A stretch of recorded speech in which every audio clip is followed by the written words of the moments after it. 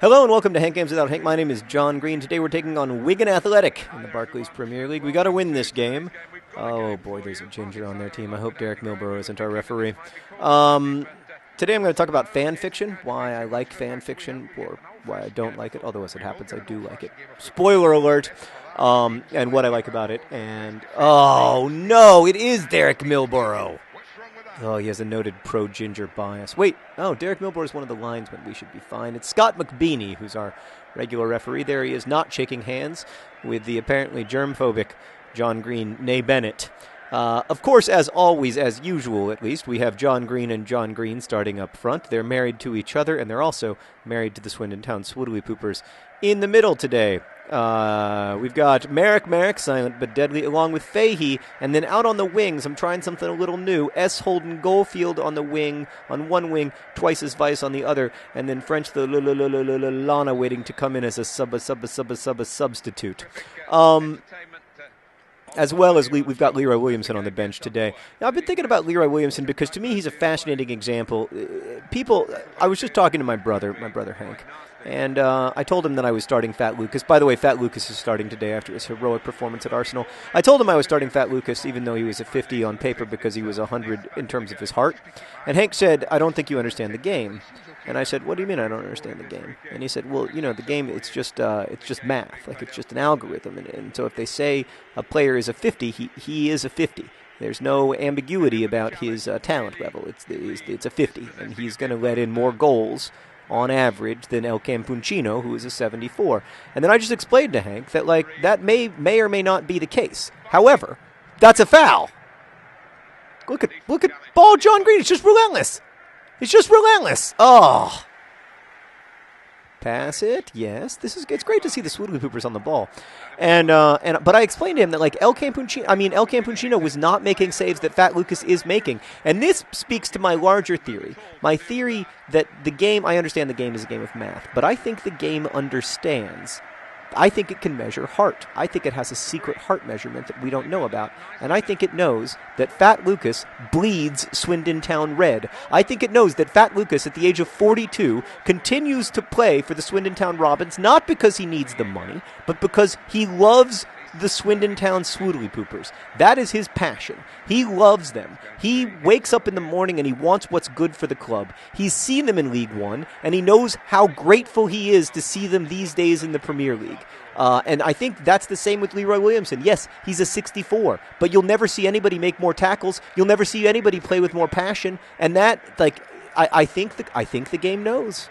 Maybe I'm crazy. But that's my opinion, and I'm sticking to it. So, about fan fiction. I am in favor of it. I really like fan fiction. I love fan fiction of my own books. I also love fan fiction of other stuff. People often ask me, like, if I have a problem with people writing fan fiction about my books or whatever. I don't at all. In fact, I am thrilled when people write fan fiction about my books. I'm also thrilled. Fat Lucas, that'll do. That'll do. That'll do. Oh, right. Really nice stuff there from the Swindon Town defense.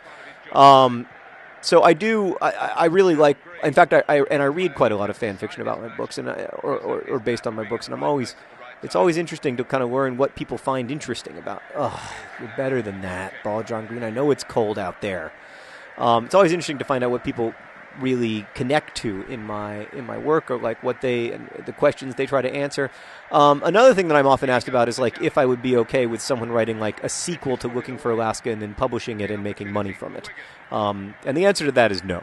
I would not be okay with that. And not so much because I don't think it would be their work or anything like that, but because it would create something I don't want to create, which is a canonical, authoritative answer to questions that I intentionally left unanswered. What I like about fan fiction is that it's a way for people to write creatively without there being an authoritative voice about the story. So I can write Harry Potter fan fiction in which Dumbledore kills Snape if I want, and that the quality of that fan fiction will be judged ultimately by the quality of my writing, and that's a really interesting thing because there are things that are canon, but if you can do sort of extra canonical work. and it's judged not by who wrote it. Oh, yes! Oh, it's John Green to John Green. John Green, ball, another John Greens. They love each other, and they love our team. Yes! Oh, it went off the post, and I was like, my whole life flashed before my eyes. We've hit the post so many times this season, and I was just like, please, God, not again with the post. But it wasn't. It wasn't. We've got it. We've got a goal. Now we face the challenge that frankly, this season has been the scourge of the Swoodilypoopers, which is that we continually get leads and then fail to hold on to them. So this will be the challenge. Now comes the work. Are we going to find a way to keep control, to keep it out of the Swindon net? Is Fat Lucas? Is Fat Lucas the key to that, or is it? Or is it really just that the Swoodilypooper defense has been so weak this year compared to the quality of our opponents? My feeling is that El Campuchino just wasn't ready for the speed of the Premier League game, and Fat Lucas. He's not. Oh, I'm sorry to disappoint you, Mr. Ginger. Fat Lucas isn't ready necessarily either. Fat Lucas, he's slow. He's very, very, very old for a professional footballer. But what he has and you can't buy is just a deep, deep knowledge of the culture and the history of our club. And I think that just makes him ready even when he's not, not as young as he used to be. I've also written fan fiction. Sometimes as a writing exercise, I really like fan fiction partly because it reminds me it has to be. That it is. Go pick up the ball. Go do something fun. Oh, that'll work. Yeah.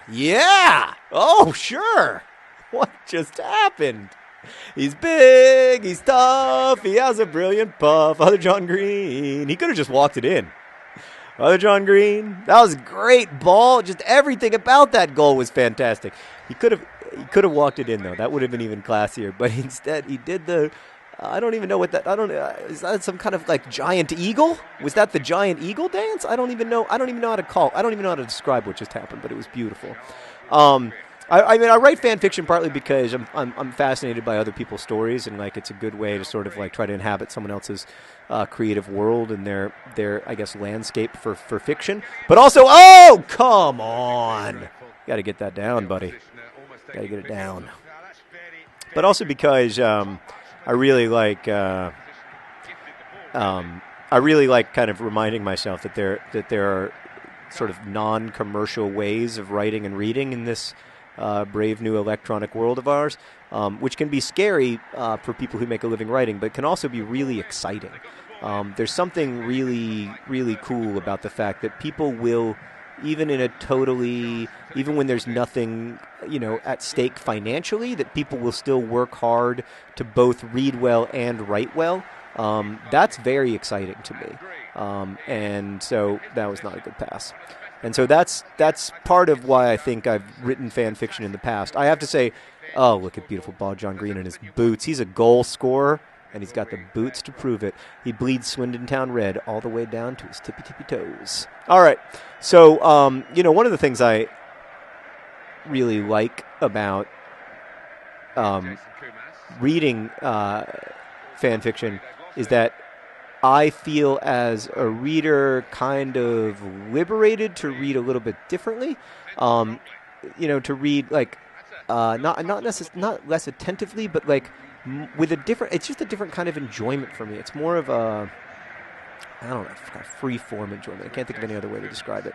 I just feel, I don't know. I feel like I'm there to have fun, and I often feel that way when reading printed books as well, but sometimes it's work in a good way, in the way reading Moby Dick is work. It's work, but it's also very fulfilling work.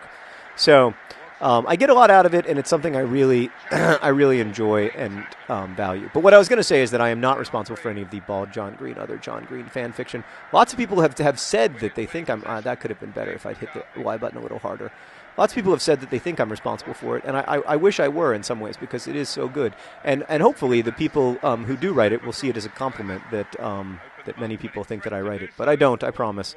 But there is some fantastic Bald John Green, other John Green fiction out there for those interested in that sort of thing. Oh, keep driving. No.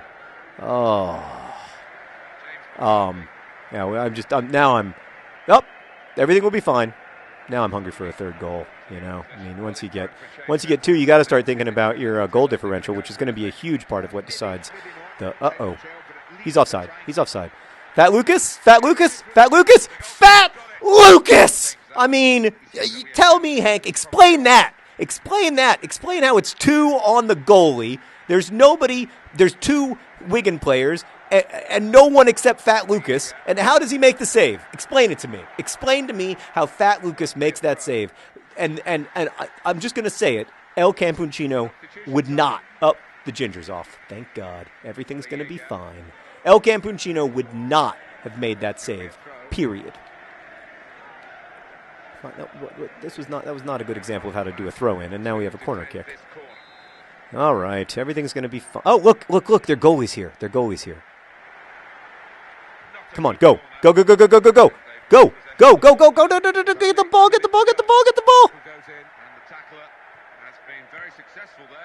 No! Oh, we had an open goal. You just had to get it on net. We just had an opportunity to have the longest goal in the history of the Swindon Town Swoodilypoopers, and we screwed it up. I feel so sad. If we lose the Premier League because of goal differential and it's a 1-goal differential, I'm going to be really mad because that could have been the goal. All right, go, and shoot. And no. Well, we still won. 2-0. Not bad for the goal differential. Every time you win by more than 1, you probably take a step up against Arsenal. Feeling good about the boys. Our opponents are smelling their pits in shame, as is appropriate. I wish to congratulate both John Green and John Green on heroic performances. Also, not bad by manager John Green. Thanks for watching. Best wishes.